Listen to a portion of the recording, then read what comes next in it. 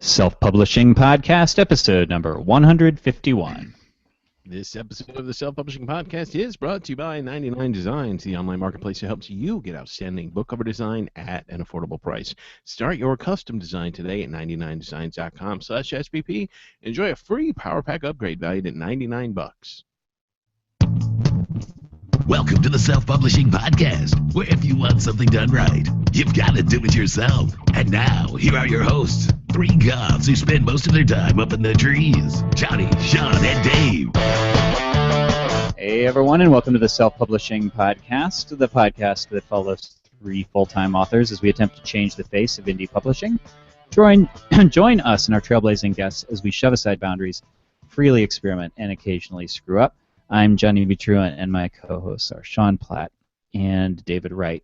And our special guest today, well, our guest, I guess he's special, but I don't normally like to designate special guest. Will be special. On a very special self-publishing podcast will be David H. Lawrence XVII, which he insists that we use that exact designation. So because that's his official designation in the audiobook or whatever. So I'm not trying to be. No, that's his name. That is his. He left me a voicemail last night that said, "This is David Lawrence XVII." On voicemail. Oh, so he uses that like casually. I didn't know that. Right. It's On like a very special facts of life, Tootie gets her period. There you go, Dave. Okay. Did he ever get her period? Did you see that one? I think it was one. I think you made a mess watching that one before, haven't you? You dirty. That's just dirty wrong.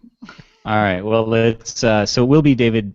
David will be on at the half hour, and we're going to talk to him about audiobook launches because we had him narrate Axis of Aaron, which I got a clip queued up for that so we can listen to it, and he's got a lot of marketing. Like he's a smart audiobook guy in addition to a good narrator. So we wanted to And actor.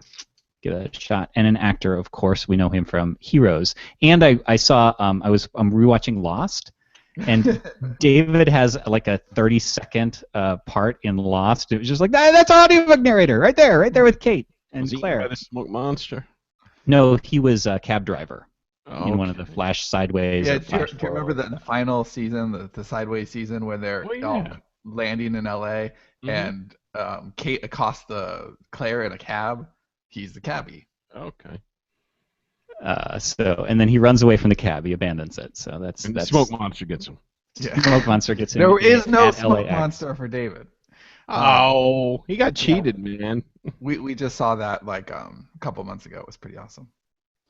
So I have a few things that I wanted to run through here real quick. First was that Matt from Buck Books introduced like You mean buck flogging? Buck Flogging from Buck Books introduced a they have a thing that they're doing. Matt and his extremely large genital sidekick Steve, and where they do Buck audiobooks, and this for everybody listening to this, that's kind of it's a good way to kickstart an audiobook launch because you're selling for $1, but you can sell a ton, like they do with a dedicated email. And but that's not stuff on Audible, right? Because you can't control pricing. Right. You'd have to do it. You'd have to do it first too, because if a lot of people do exclusive on ACX, and you'd have to do it before you put your files up. So in the show notes for this episode, which will be, oh man, I don't know what the URL format is. Oh, on SPP, so it'd be selfpublishingpodcast.com/151 for episode 151. Jacob's going to post a little audiobook, a little audio trailer that they made that explains how it works. Because if you want to submit your books to them, then you can make a good chunk of money and get some publicity and so forth. That's really, really smart. But you have to do it before you put them on ACX. But yeah, I really wish you had more pricing control on. Actually, let's save this discussion for when David gets here, talking about pricing on ACX, because I think that's something that I don't know. Well, let's just save that. I think that's okay, let's save that. And then in the pure announcement sort of format, I wanted to let you guys know that we did a webinar with the book launch guys.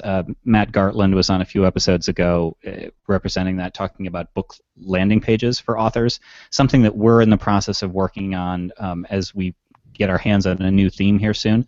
But if you don't have your own dedicated website or optimized theme or whatever, they have a cool thing for creating landing pages for your books, which is really cool. So you can watch the webinar replay if you sign up kind of retroactively for the webinar, and you can get the replay because we already did the webinar. And so that's selfpublishingpodcast.com/book launch for that one.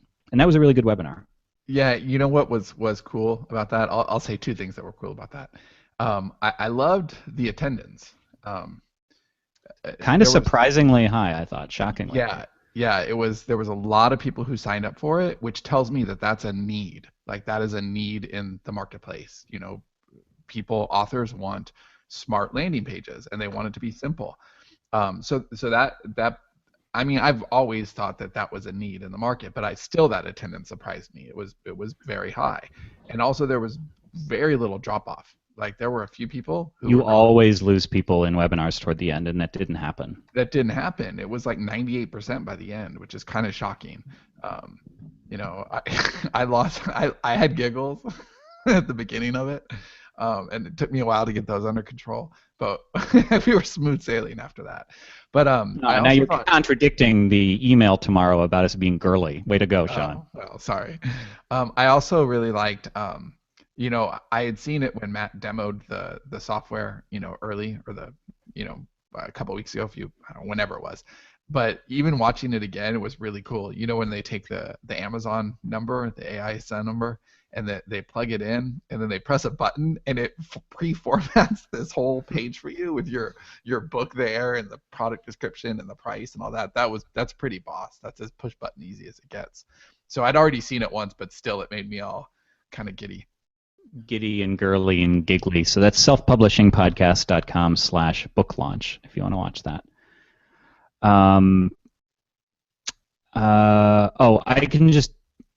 We had a book launch today. Do we care? Do we want to talk about that? It wasn't our book launch. Do we care? It's so. Well, I care, but I don't.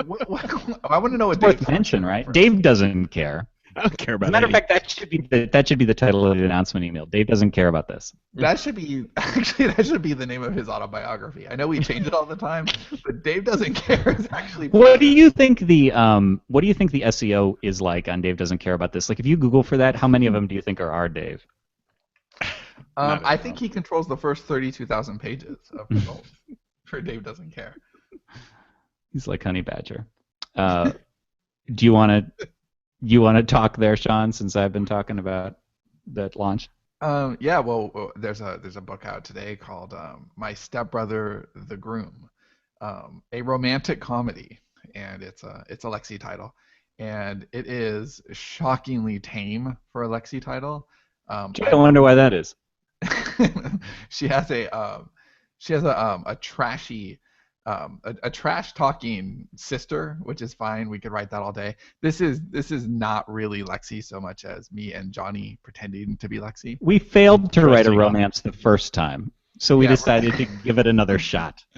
Right. So we wrote a romantic book that was not a romance, which the nice reviews on that keep ticking in, which is cool to see.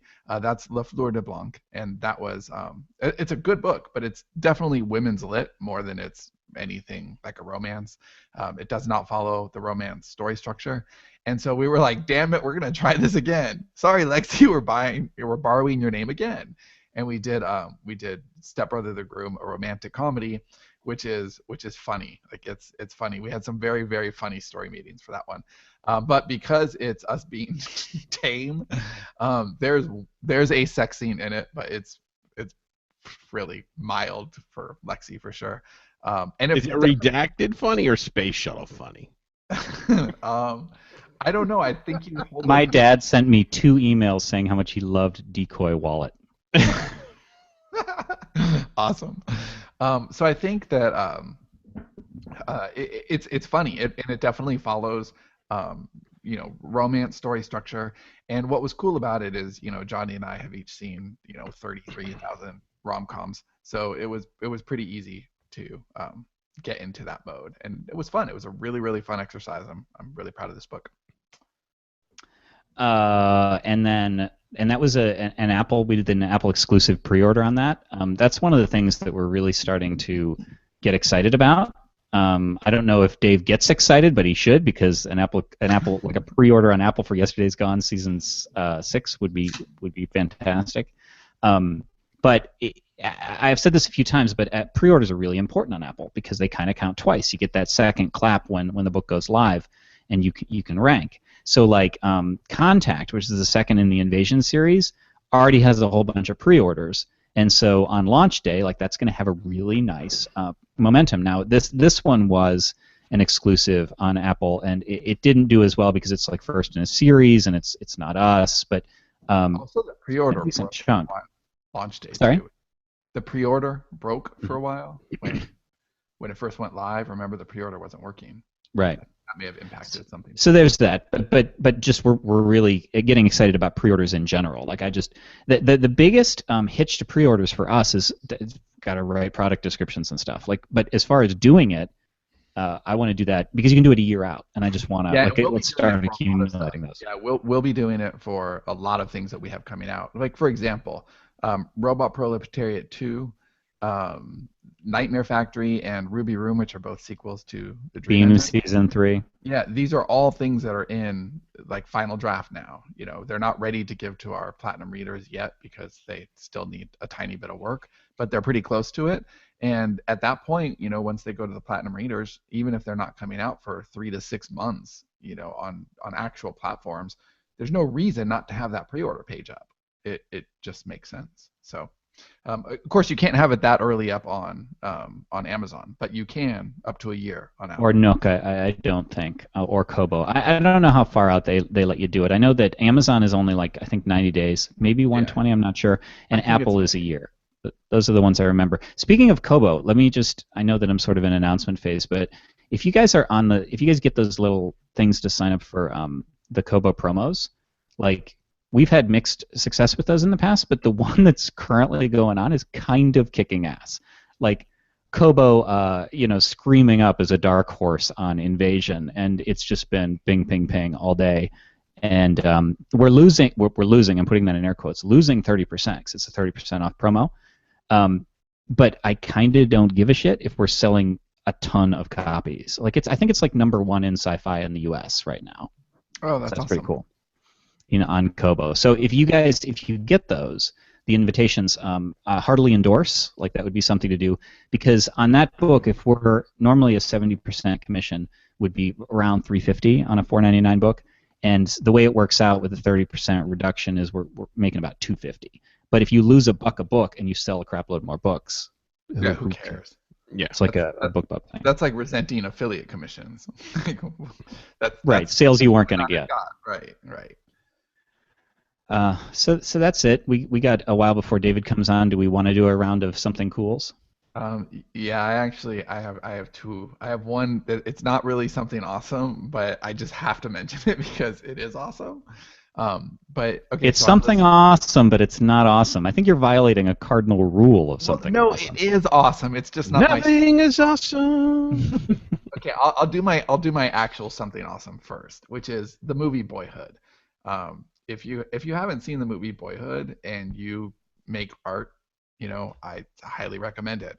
I mean, I love so many things about this movie, but I just saw Birdman this week, and I'm really pissed that Birdman got the Oscar and not Boyhood, because what the hell?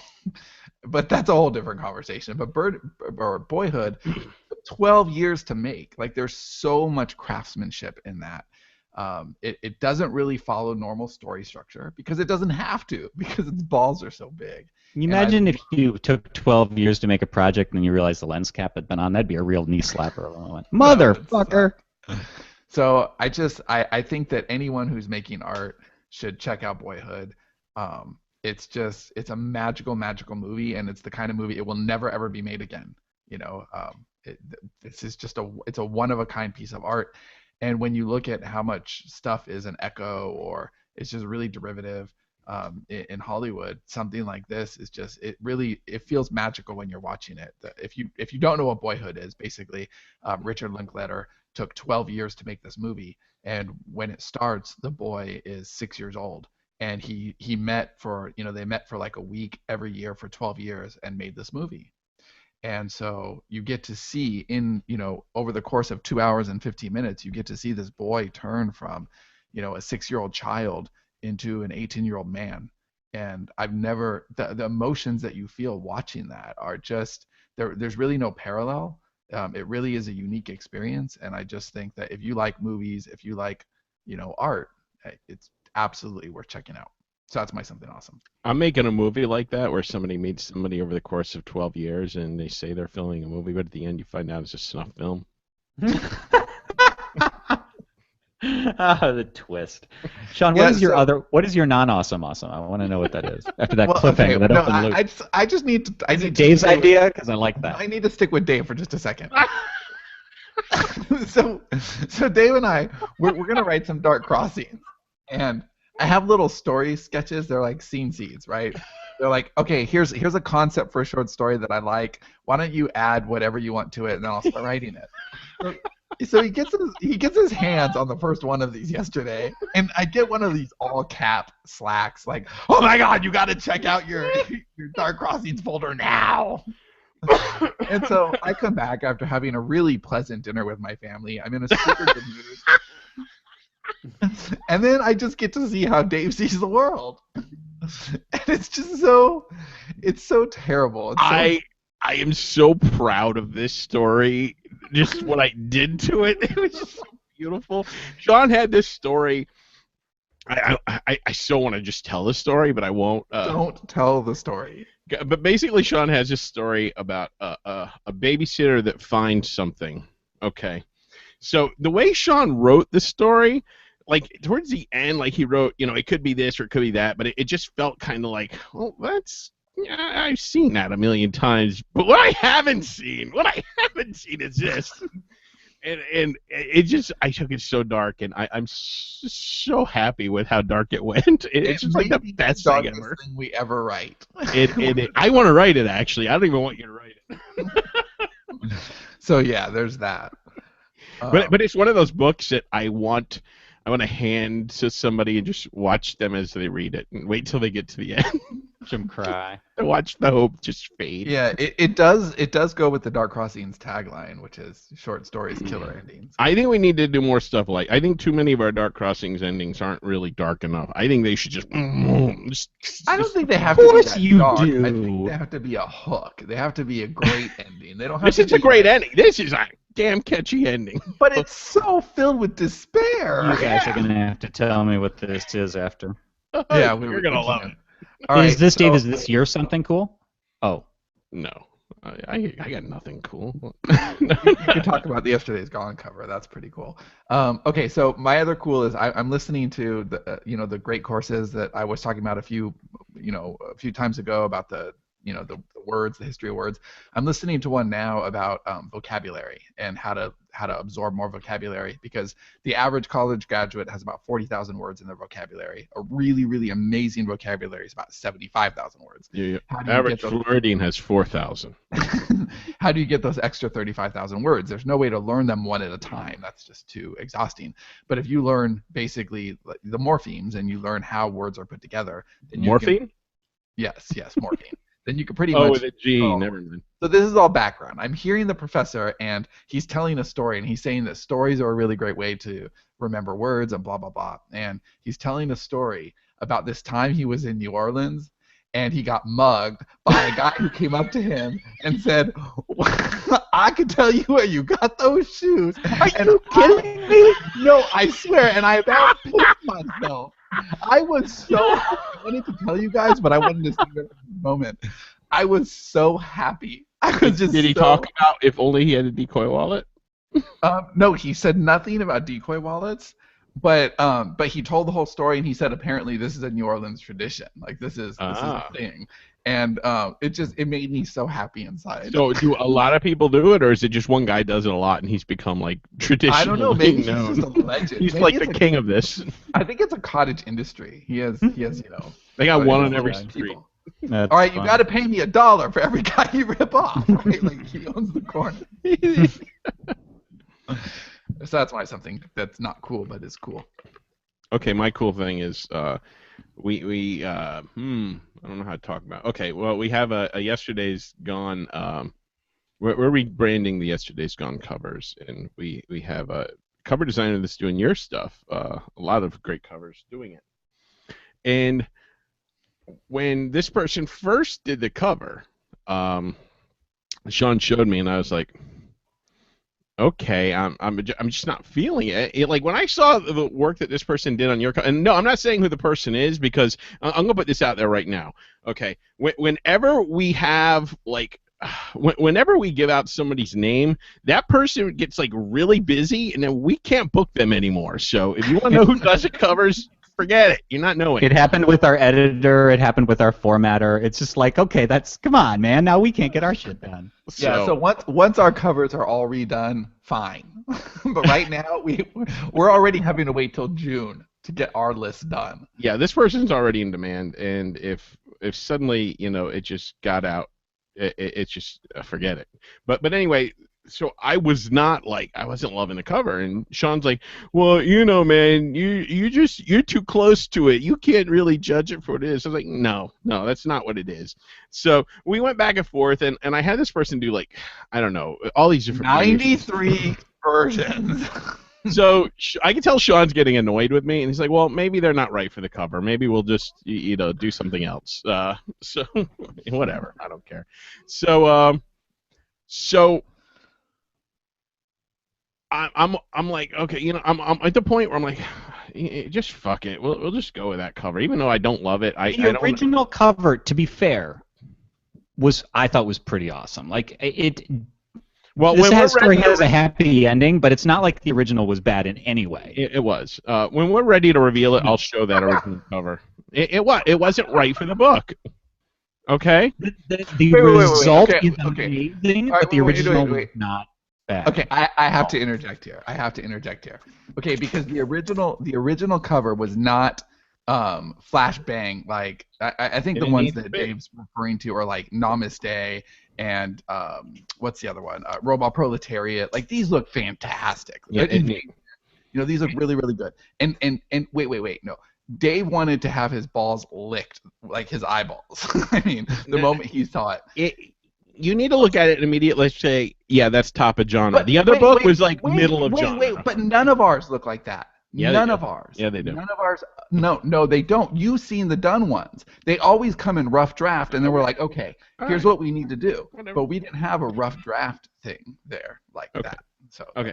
So anyway, so I was all ready to give up, and I wrote back. I'm now, I'm in talks with the designer. I'm like, okay, well, let's just go with this. And I kept my disappointment to myself. No, you didn't.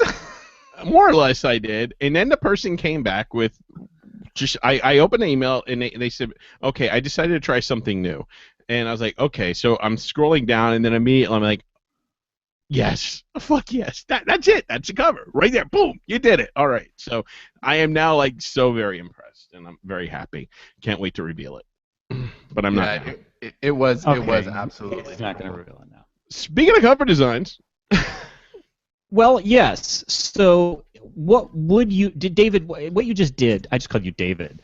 Dave, what you just did was you did a thing where you said, now what are people going to do? Because you're not going to share. You're going to be a dick. So now what are they going to do? Because there's no way to get good covers done. Yeah, you're not going to get our cover designer. So, if you want a great cover design, you should turn to the hooks at 99designs.com/SPP. One of our friends, Chrissy Moss, she actually... Oh, her cover looks awesome. Yeah, I won't reveal it because I don't know if I can, but maybe next time I will. I didn't think to ask her. But she emailed us and said, hey, I used the SPP, 99designs/SPP link, got a cover done. And she was just like blown away, so happy with it. And I looked at it and I'm like, wow, that is incredible. And that is what you can expect when you go to 99 Designs. Professional designers waiting to do your cover the way you want it, and it's awesome. We've done them several times. We just did it for 12, a book that we've been writing for forever, and it was a book close to my heart. And we wanted to make sure it was done right. Went to 99 Designs. They did not disappoint. And if you want a book cover done right, a book cover that stands out, definitely go to 99designs.com/SPP. You have absolutely nothing to lose if you don't like it. If for some reason the designers competing don't come up with something, you don't have to pay. Dave did such a thorough job on that ad read. I don't even really feel the need to add anything, except I will say that if you go to the 99designs.com/SPP link, then you get the free Power Pack upgrade, which is valued at $99, and you need that. So there you go. A sort of a vanishing act and reappearing act going on here. Been behind the scenes. If you're not on YouTube, our guest David H. Lawrence XVII has appeared, and then I sent him a note in the chat and said, "We just have the ad read, cool," and then he left, and then he came back. And, like I want no part of this. Well, he's trying to build. I was disconnected. It's like launching an audiobook, right? You have to build anticipation. That's important. So David is kind of a jack of all trades. He's a voice actor, but he's also an actor. He has a voice with VO GoGo. He teaches other voice actors, and he also has a really cool VO2 GoGo, yeah. And he also has a really cool app called Rehearsal, which actors use to rehearse their lines. That's, I think, a outstanding app. So he kind of does a lot about a lot of stuff, and he understands marketing and all that delicious stuff that helps to sell books. So welcome aboard. Hey, can you hear me okay? Yeah, we can hear you. Yeah. Are you in the park? Yeah. No, I'm actually just outside here. I'll turn it around. There's the palm of my hand. Yeah. This is the nondescript building in Woodland Hills, California, where Random House does their audiobook recording. And today I'm here. I just got what's called a crash booking because the Robert Durst case is so popular and in the news. I'm going to be reading the audiobook for one of the reporters that has. I'm going to get out of the sunlight for you so that you can see that a little bit better. One of the reporters for People magazine wrote a book a while back on it, and they're re-releasing it because it's such hot news now. So they've asked me to voice the audiobook for it. So I'll be working across the weekend to do that. Oh, that's cool. It looks like Dave's reporting live from the courthouse. It does. That's right. In the field. Behind me, Robert Durst is being indicted, and we will give you the details on what the grand jury had to say coming up next on News Channel 5. Breaking news on SPP. I love it. Yeah. So David just recorded the audiobook for our book Axis of Aaron, and it's fantastic. Sean listened to all of it to sort of proof it. I haven't listened to all of it yet, but I listened to a couple select chapters that were my favorites, and really, really love the production. Do you think I should play this snippet here? Is this probably a good time for Yeah, that's good. Sure. All right. Should we intro it at all? Yeah, let's. Do you want to set it up? Sean. Yeah, sure. So this is a really early portion in the book, and what's funny about this is I was looking, for a snippet to play, and I have no idea because Axis is long and rambly, and so a lot of it has, it takes a long time to get to the point most of the time, and so you're finding something that was, I know how long audio can be for you guys listening out there to play a sample, and so I looked for a long time and I couldn't find anything, and then I thought, you know what? I remember really liking the sample that David pulled, for the audio sample. So I went and I looked at that and thought, that's good. I'll pull from there. So what you're hearing is a minute from the sample that David chose originally, which is that it's early in the book, and Eben, the main character, sees a redheaded woman that strikes him as somehow familiar, and he's kind of giving chase to her, and he's already starting to slowly kind of get batty. And so this is that he's chasing her. Right, and as a little bit more setup before I play this, Axis is about it's a tilting reality sort of a book. So the reality is bending around him, and so he's basically he's already had several disorienting things occur where he thought he was going in one direction, he went another, and he's sort of slowly getting lost. So I'm going to play this. It's about a minute and a half long, so just sit back and enjoy the sounds of David H. Lawrence XVII. Here we go. Eben ran again, still very aware of what this must look like to anyone watching. Now, he was committed. You couldn't chase a strange woman and not catch her, not after such a display. One way or another, he had to stop her and say something, anything, to break the tension. The people who were surely watching and about to call the police, such that Aaron had any, needed to see the dark-haired stranger catch the voluptuous redhead to prove that he merely wanted her conversation. That's all Eben wanted, too, to reach the woman, nab her attention, and apologize. He wanted to save face by telling her that he'd thought she was someone else, because if he quit now, he'd have to admit, to himself if to nobody else, that he might be losing his head, chasing a girl like that.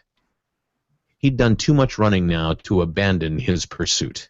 He had to look the woman in the eyes and say, "Oh, I'm sorry, I thought you were someone from my office." Except that he was simultaneously quite sure he wouldn't say that when she turned, because he did know her. She'd look back, and he'd see that she had green eyes, full cheeks, and a way of smiling that was almost a sexy kind of smirk. A girl he knew from that just sort of trails off because it goes into a descriptive part after that, so that's where we're cutting it off. But I just love the way that you brought this book to life. It was fantastic. And my favorite section we couldn't play because it would be like a half hour long, where it's just like one of the characters just getting rambly and just weird things are happening and awesome. So yeah, that's the part that when David he called and said, "Hey, can you check it out and just make sure that this is right?" That's the chapter I read. I'm blanking on the name of it, Johnny. Whatever the chapter is. Yes, Buttercups or something. And that's the chapter I chose to listen to. And I said, okay, if this chapter works, then it works. So yeah, it's long. Yeah. You know, the thing is, sometimes, almost all the time, when you choose what's called a retail sample for a book, you basically go with the first few pages of the book itself, because that's what the writer has chosen to use to capture the attention of a potential reader at a bookstore, at an airport kiosk, or whatever. And so, you know, as you know, writers are trained to do that right at the beginning. If you don't capture them in the first page or so, you're not going to capture them at all. And so that usually makes a really good selection for a retail sample, which is what people hear when they click the sample button on Audible. But the way you guys started the book was the sojourn into Erin on the boat, and it wasn't really reflective of the rest of the book. And so what I wanted to do was sort of capture his, you know, desperation and the way he was rationalizing everything. And that those scenes where I thought that happened pretty well. Yeah, it was a really good choice. I thought too when I was looking for something, and I thought, you know what, the opening paragraphs are pretty. Like it sounds nice, but it doesn't really broadcast the tone of the book. And so that was exactly the problem that I had, and why I didn't go with just the first few, you know, minute or so. I love that you told me after I started reading the book that this was one of the books that you guys really took your time with, and you laid out in a way that wasn't like get right to the heart of things, because the way his mania slowly unravels and slowly reveals, and then how he captures that, you know, is just, I don't want to give away too much of the book. I'm sure all the people that are listening or watching this have read it already, but it was great to know. Yes? Why are you laughing? Well, because it doesn't always translate with our self-publishing podcast audience.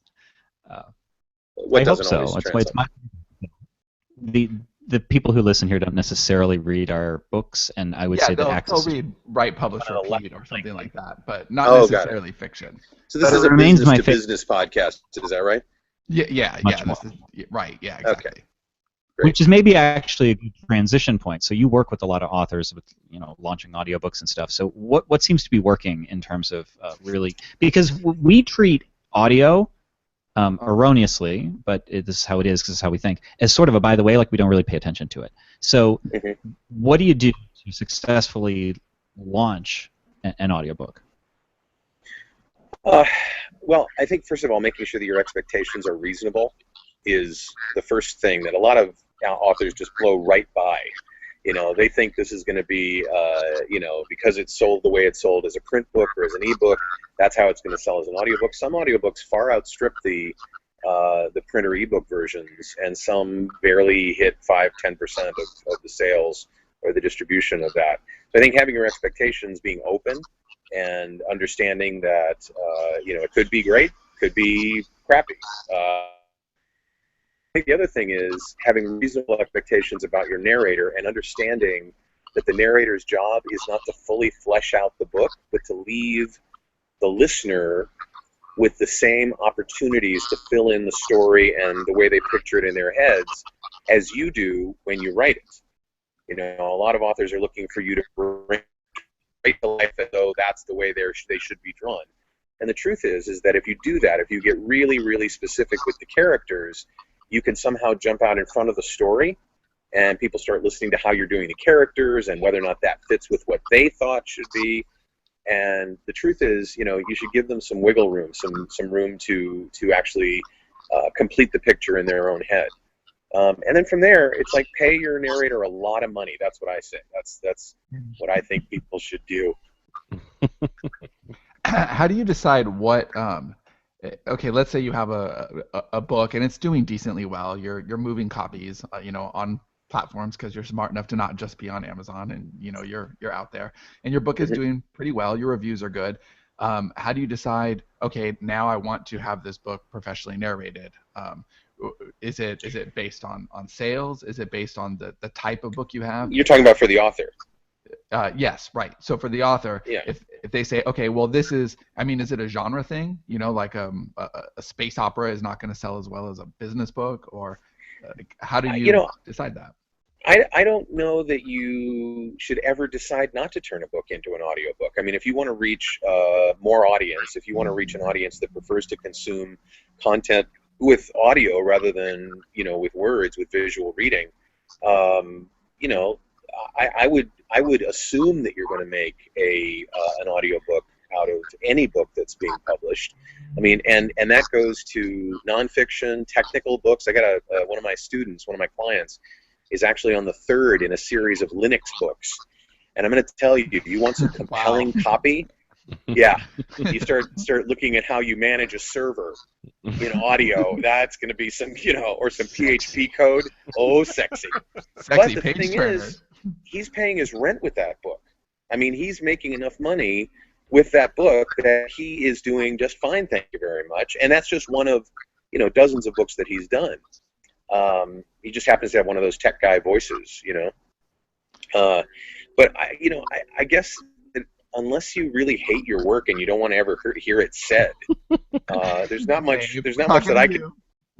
Who talking to who? Dave?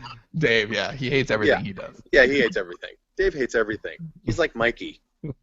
I just think that it's sort of turning away an audience if you don't do a book like that. And by the way, how are my nostrils? Are they okay? Are you guys like looking at my nostrils? Yeah. Well trimmed. Yeah, thank you. So yeah, that's what I think.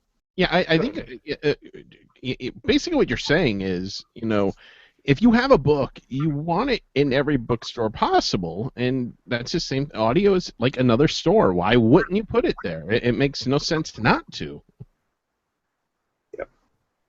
Yeah. So if you have, I'm really a big believer in, investing in yourself and reinvesting. So if your book has sold, X amount of dollars, and that's enough to take that profit, and instead of just going out and buying, something for yourself, buy a treat for the book, get out there in another thing.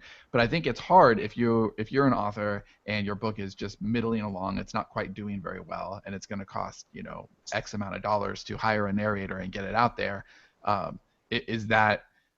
It strikes me as not quite a safe bet, because if it hasn't done well over here, it's almost like, should your sales in the actual book marketplaces, for digital mostly, not even print, because I think print is a little like audio. It comes afterwards right now for most genre fiction anyway.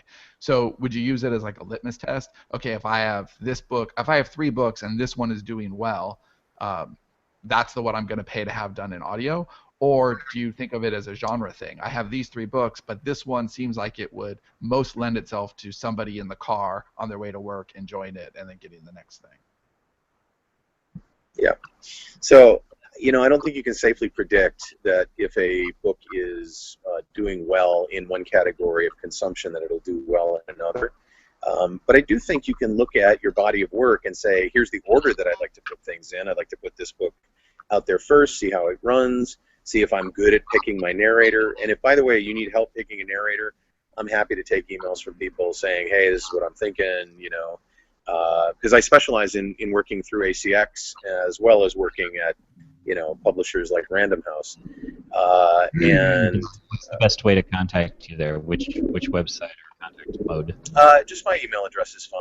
You can either tweet at me, DHLawrence, XVII, or you can send me an email at davidlawrence@gmail.com or david@vo2gogo.com.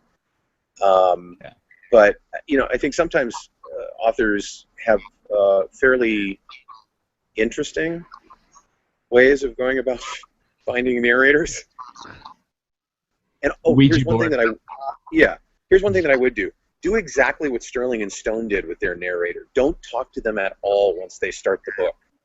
Don't give them any guidance whatsoever. If they ask you about pronunciation, just say, yeah, whatever you think is best. That's the way to handle a narrator. That's as far as I know. Are you being sarcastic, or do you actually prefer the laissez-faire approach? Well, no, here's what I do. Okay, there's a balance to be struck. And the balance is between saying nothing and providing me with an exhaustive list of 85 pickups per chapter because you're not quite sure I said the words exactly the way they should have been said. And that's happened to me once, and it will never happen. So, I train people how to treat me, and I train authors how to deal with me, rights holders how to deal with me. And I'm not a diva. I just know that I know what I'm doing, and what I'm looking for from a rights holder is to make sure that I pronounce things properly, that I get the right. I look to the models of what I'm doing in here. The producers that work for Random House are amazing, and I'll go through a page or two with pickups, but rarely will they say, yeah, go back and get a different way, because the phrase is usually and lots of it as opposed to and lots of it, right? So, that's the way to handle somebody that you've chosen, and by the way, approved both their audition and their first 15 minutes. That's the way to go ahead and deal with them. Just make sure that they're on the right track, and give them things that would be corrections and pickups that make sense. Like if I'd spent the first chapter of the book pronouncing Evan's name Eon, that's what I want to know. It's said an awful lot throughout the rest of the book. Right, that would have sucked. Yeah, it would have sucked, and it happened to me once. I think pronunciations and things like that are smart, but I see it like if a movie is being adapted from your work, you don't want to micromanage the director, because you're not a director. Let the director make his movie and interpret your work the way it should be interpreted, because you're going to get something better. If you're getting something that's a compromise of your vision and a compromise of the director's vision, you're going to get something that's kind of crappy ultimately. Yeah. And hey, I love. When you were reading that part, it didn't sound like you were smiling. Could you smile? Because I'm pretty sure the character was smiling when he said that. Yeah, exactly. Yeah. No, one of the things that I love hearing from rights holders is, wow, you brought things out that I don't even remember writing. I don't remember. I hadn't even considered. It's the same response that I get many times when I'm acting, is that they're like, yeah, we wrote those words, but man, we were really happy and surprised that you pulled out of those words stuff that we didn't even consider. And so that to me is just an homage to the writer, because to have words that have that kind of subtext and that kind of depth is really wonderful to work with, as opposed to some of the writing that I voiced, which I voiced for the money. That's all I could say. Well, so I'm imagining that most authors, when they're picking their narrators, are doing it based on price, right? So they'll go through a lot of the samples, and they'll say, okay, well, this person only charges $100 an hour, and this person charges $200, and $200 plus. Or this person charges nothing. Yeah, right, right. So I think that that's from where I'm coming from. That's almost always a mistake. You don't pick on price. That's like picking a cover designer on price, and then you have a book that doesn't sell because your cover is weak. You know, it's like getting your covers on Fiverr is probably not the best thing to do if you want to sell a lot of books. Okay, if you say so. And so I think narrators are the same thing. You have to think about it as you're investing in yourself. And if you can spend, you know, $1,000 or $3,000, you know, certainly $3,000 is more. But if this is a long-term asset that you're expecting to make money on for the rest of your life, then it's worth doing it right the first time. So what are now? Let's take price off the table, because But I do want to say something about that before we take price off the table. Even if somebody doesn't have a stipend book on ACX, I usually propose a rights holder stipend project, or what I call a hybrid project, because I just can't. I got an agent to deal with, and I've got the other books that I have on my schedule to deal with, and I really can't potentially do a book unless there's some sort of production money involved. So what I would say as a piece of advice is, please just be open to the idea of a stipend per hour in addition to the royalty share when looking for the really, it takes you to a higher grade of narrators. It takes you to a grade of narrators who know what they're doing and who know how to treat rights holder well and hold their hand through what could be the first time they've ever done this process. But if your narrator comes to you and says, I know it's a royalty share only project, but I need to fund a stipend with this, just be open to considering that. So if that's not as big an issue, what do you want to look for? Are there certain genres where certain types of voices, or what you're looking for is a good thing to do, to look at, to go to somebody's history and see, okay, this is the narrator. It doesn't matter the sample that you're listening to. You want to hear what else they have done, because if they're doing a lot of books in that genre, that's going to give them kind of a leg up in being able to perform for you. Well, it may, but it also may be a fresh voice in a genre you're looking for. And so what I would do is I would search function on, I guess we're mostly talking about ACX here. I'd use the search function on ACX to look for a voice type, although I find some of the categories that they have listed, like announcery, nothing I would ever check as a rights holder. Like, I don't want some guy going, to be or not to be? Come on down. You know, that's I don't think that's, you know, but search based on what you think, and then also leave that open, because they may end up providing you with some samples in other categories where you think to yourself, you know, yeah, I wrote this as a horror thing, but it's actually kind of sweet, and it's meant for a certain age group, or, you know, if it's dinosaur porn, then, you know, I want a voice that can handle dinosaur porn. The Linux guy does. Linux guy, yeah, he does, as a matter of fact. So, yeah, I mean, and also, here's a really important piece of advice. Really do pick an audition passage to hear what the person is going to do with it. You know, some authors, some rights holders are really lazy, and they put up the entire book and they say, oh, pick something. And that's like the worst thing you can do. What I would say is pick something that has exposition and dialogue, and make it a page or two. You can get an idea of what somebody's going to do with your book in that amount of space, and make sure that they have that to work with. Not the whole book. Don't leave it up to them to pick something. You know, make sure that it's what you're thinking about and what you're dealing with. Sorry, I'm trying to move to a place where there are no flies, and I realize I'm in California, which makes that impossible. Yeah, better than mosquitoes. What's working in terms of actually launching, though? Like, what seemed to be the and maybe, I don't know, maybe you guys talked about this while I was up, but in terms of you know, you got your narrator, you're getting your audiobook going. How do we go about getting that seen by the people who actually listen to audiobooks? So you're talking about after it's been released and it's ready to go, and you want to get it reviewed? Is that what you're talking about? Just in general, how do you get it in front of audiobook purchasers? Like, is it, do we just put it up on Audible and then? Well, it automatically goes up on Audible, iTunes, and Amazon once you come through the process of ACX, and it gets approved by the rights holder as well as Audible itself for technical quality. Like, have you checked to see if ours is available yet, or if it's still headed to retail? It's still headed to retail. It's not available. Still headed to retail. Okay, yeah, so it could be audio sample. Yeah, it could be a while. You know, the hockey stick curve of audiobooks has in terms of growth, has really been dramatic over the last few years. And so there's a noise floor that has been added. Before, you couldn't get a book made into audio unless it was a bestseller and there were available, all that stuff. And the change that happened when Kindle came about and ACX came about, when Amazon bought Audible, was just remarkable in terms of the democratization of audiobook production. So now you don't need any permission. And so that means a whole bunch of audiobooks are getting made that, aren't good books.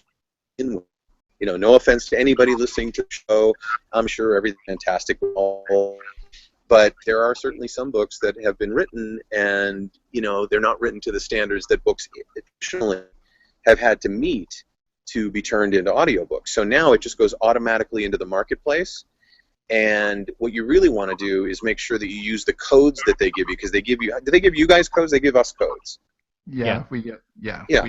So, the best thing to do with those codes is to give them to friends and family and to audiobook reviewers at Audiophile Magazine. They'll get the book anyway. You don't need to give them a code. But with the admonition, please go get this book, listen to it, and please come back and rate it, hopefully with a 5-star, but with a review that makes sense, that mentions characters, writing, narration, etc. Say nice things. And that's the way to get not, crappy, paid for reviews, but reviews from people who are friendly to you, but who have actually listened to the book. And also tell people, find something to say not so nice things about. Like, I wish the book was longer, or I wish the book was shorter. Just something where everything isn't pie in the sky, because that sounds to other people. I'm not telling you to mangle your review. If you really did love the book and you can't find any problems with it, great. James Earl Jones, fantastic. But just be honest about your review. And what that does is it gives you reviews, which are sometimes hard to get in the world of audiobooks, because people get done with an audiobook and they're exhausted. They're not going back for a review. Yeah, that's very true. Do you have any insight as to how the Audible algorithms work? So if Amazon, when you launch something, how do you tickle that? How do you get noticed? Is there a 30? I don't think they've developed the same kind of metrics and data dump that Amazon has created for print books. I think that Audible certainly has access to big data. I'm not sure that they have taken advantage of that access to the degree that Amazon has taken advantage of it in the world of Kindle and so on. I don't know that there's a way to really engage in that procedure yet. I mean, I haven't seen anything on it, and frankly, you guys are so far ahead of where I would ever be. What I'm concerned about is did I pronounce that city in Ohio properly? I'm concerned about, Aaron is actually the first name of a guy, but it's also the name of a city. How do I keep that straight? That kind of stuff. When it was Aaron doing all that. Wait a minute, who's Aaron again? Oh, right, the city. Right, exactly. The town. Yeah, I mean, I kind of, will play that game with the codes, but for the most part, just sort of like the guy who voices your books. So really? I have another question regarding finding the person to read your book. How do you determine if it should be male or female? Is it genre specific? That's a great question, and it's something that I encountered in the last couple of years, because I'm the voice of a series of bestsellers, New York Times bestsellers, that are fiction murder mysteries, procedurals. And the protagonist in the book is a 27-year-old Harvard-educated, third-generation Irish-American police detective on the Buffalo Police Department who's a woman. And when they booked me, I'm thinking to myself, have I led my whole life not knowing that my voice is kind of feminine? Is that what's going on here? And I actually did the books, both the books in the series so far, in this building. And the truth was that the producer at Random House thought, I just had this way of making solid characters sound real. And when they hired me, I was really concerned that the fans of this series would say, really? Abby Carney? And it's voiced by a guy? So I was really pleasantly surprised when it came out that two things happened. Number one, not a single bad review. And in fact, people were like, I can't believe I was really expecting not to like this book. And I really like what David did with Abby's voice. And also the characters in it, some of them are inner city characters. I grew up in Cleveland, so I know that Buffalo accent really well. And so it's easy to sort of draw those characters. But even some of the urban characters, the African-American characters and Hispanic characters that I was voicing, I was pretty concerned about that. There's a FedEx truck coming by, and he's very loud. I hope this isn't drowning me out. But, you're cool. We can say again? He said you were cool. So how did you deal with the accents? I'm hearing all kinds of stuff coming from Mars, so I'm thinking maybe I think. Oh, yeah. All right. Technical difficulties. Can you hear us now? Yeah. Okay. Okay. Before we got interrupted, you were talking about the accents, the various like inner city accents and stuff. So how did you handle that? Did you try like different dialects, or did you just read it straight? No, I read it with a dialect, and in fact, the one is and he's black, and that came from a cross between Denzel and Wow. always being loose. I'm sorry. I hate to interrupt you, but we can't. It's all like You're broken out. breaking up. Here, hold on. You sound like a Cylon. Sorry. I'll Oh, try there you over go. here and see Now- if that's better. Is that better? He's doing Okay, I'll Yes. stand just like this. Okay, with my arm raised slightly. So, you go okay now? Yeah. So Yeah. back to the dialects. Yeah, so I kind of came up with this voice for this urban street creature that was a cross between Red Fox and Denzel Washington. A little bit smarter Red Fox, because he was older and he was very much from the street. And that's a risk for a white boy to take, because listeners are going to be really. Yeah. And I got some really nice reviews from that. I was really happy. But yeah, you got to take that risk indoor. When I teach classes on this is you should only be using accents and dialects when it's germane to the story. So. Okay, and back to the original question, choosing male or female. So what do you think on that? I mean, obviously you were able to do a quote female series. So, so is it really like can it be either or does it depend on genre? Yeah, I think it can be either or. I mean, if you're doing a historical Western where you're crossing the Great Plains and you're shooting down engines and you got the cavalry behind you, that's probably a male read. And if you're doing a woman's-based self-help book, that's probably a female read. But for the most part, it goes back and forth pretty much across the board. It depends on the experience that someone has in the genre, but also the pitch and the timbre of their voice and the ways that they approach content. I'm listening right now to an audiobook called I Was. Do you guys know that book? Yeah. No. So, okay, so it's the autobiography of Steve Wozniak. And people who know Steve, I happen to know him, as do many of my friends that I left behind in the world of technology. He's just one of these guys who's really enthusiastic and happy all the time. And they found a narrator who sounded just like him. So, when you read very much like Sean. You're kidding, but that's the guy that is constantly smiling, always grinning, happy.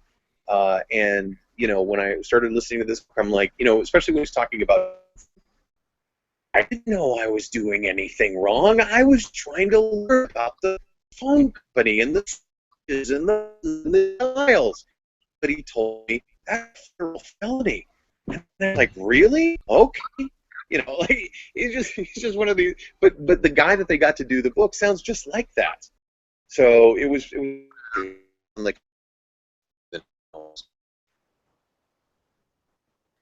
I think maybe I think we are at 4, and we probably better stop because I think that the reception, the antenna thing you're doing it worked for a while, and it's just kind of dying out. I think your audio is glitching All out right. on us a little bit. So why don't we finish up? Is vo2gogo.com the best place to find you for this audience, the self-publishing audience, or where would Yeah, where would absolutely. people No, that's the place. Okay. And if you have further questions, you said your email address is davidlawrence@gmail.com. No, That's correct. 17. Yeah, Okay. You And can Twitter was. david17@gmail.com, and it'll just go to my email address, so not to worry. I think that's great advice to go ahead and reach out to David to get, I don't know, I guess advice on who you should hire for your book, because David has a very wide network of narrators, and that just makes sense because we didn't get a lot of concrete launch tips, but I think that the big takeaway here is that you just have to create the very best product that you can, and if you have an existing audience, if you have a list, then you can share that with them. You can give them snippets of it. So the better your book is, the more excited they're going to be to want to experience that. And so the quality. And create events like this too. Don't be shy about asking the narrator to do a hangout with you, or to do a teleseminar, audio only as opposed to video as well, because that's the area in which we. So. We did have one last minute question if the audio hangs out around long enough. Thomas Bennett wanted to know, David, have you ever been asked to take over a series established by another narrator, and if so, did you listen to the previous narrations? Yes, I have, and no, I did not. Okay. I don't want to be influenced by somebody else's work, and there's a reason that they're asking for that person to change, unless the person died. If they died, and that's happened to me a couple of times. Have you ever killed somebody to get a job? Yes, I have, as a matter of fact. You got me. I was indicted, but I was never convicted.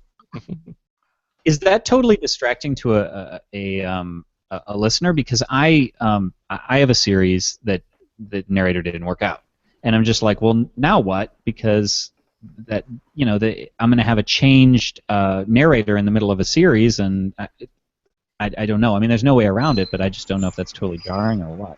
Well, all franchises have changes in the actors, even the writers, the directors, the look, the feel over time, and I wouldn't worry about it so much. Let the words do the heavy lifting, and remember that your audience wants you to succeed. So, yeah, I wouldn't worry about it too much. That's good news, Johnny. Yeah, that is good news. All right, well, thanks so much, David, for coming on. vo2gogo.com, David's site, and I'll just play the music. So check out when Axis of Aaron goes live. You can check it out on Audible. And thanks for listening to the Self-Publishing Podcast. If you want to catch our best advice without all the off-topic bullshit, check out Write, Publish, Repeat at selfpublishingpodcast.com/WPR. Thanks, everybody. We'll see you next week. See you guys later.